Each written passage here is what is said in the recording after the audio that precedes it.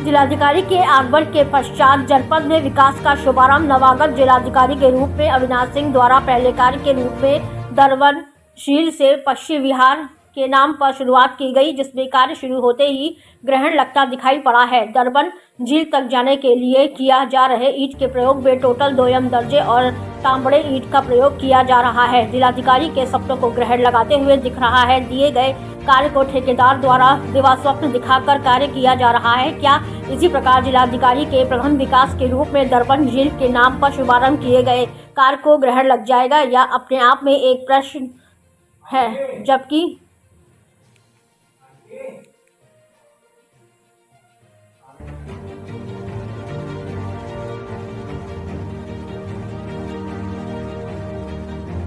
जिलाधिकारी के आगमन के पश्चात जनपद में विकास का शुभारंभ नवागत जिलाधिकारी के रूप में अविनाश सिंह द्वारा पहले कार्य के रूप में दरवन झील से पक्षी विहार के नाम पर शुरुआत की गई, जिसमें कार्य शुरू होते ही ग्रहण लगता दिखाई पड़ा है। दरवन झील तक जाने के लिए किया जा रहा ईंट के प्रयोग में टोटल 2M दर्जे और तांबड़े ईंट का प्रयोग किया जा रहा है। जिलाधिकारी के सपनों को ग्रहण लगाते हुए दिख रहा है। दिए गए कार्य को ठेकेदार द्वारा दिया स्वप्न दिखाकर कार्य किया जा रहा है। क्या इसी प्रकार जिलाधिकारी के प्रथम विकास के रूप में दरवन झील के नाम पर शुभारंभ किए गए कार्य को ग्रहण लग जाएगा, या अपने आप में एक यक्ष प्रश्न है। जबकि जिलाधिकारी द्वारा सौंदर्यीकरण पक्षी विहार करने के पश्चात इसको पूर्ण रूप से विकसित करने के लिए शुभारंभ किया गया था, परंतु दरवन झील की स्थिति में कुछ ही सुधार नजर आ रहा है, जिसको हम वीडियो में देख सकते हैं।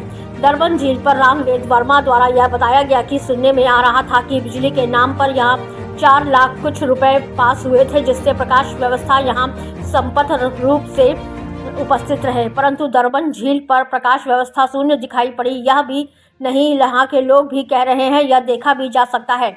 मत्स्य जीवी सहकारी समिति प्रतापपुर चमुखी के नाम दरवन झील का 10 वर्ष का पट्टा हुआ है। दरवन झील पर उपस्थित गुड्डू वर्मा द्वारा बताया गया, जिलाधिकारी द्वारा दरवन झील के लिए सार्थक प्रयास किए गए, परंतु अधीनस्थ विभागों द्वारा ठेकेदारों द्वारा इसको पूर्ण रूप से मूल स्वरूप में लाने का प्रयास नहीं किया जा रहा है। बल्कि विनोद वर्मा द्वारा यह भी कहा गया, शायद जिलाधिकारी इस बात से अनजान है, इसलिए इस प्रकार उनके अधीनस्थ द्वारा इस प्रकार कार्य किया जा रहा है। अम्बेडकर नगर से अश्विनी यादव की खास रिपोर्ट।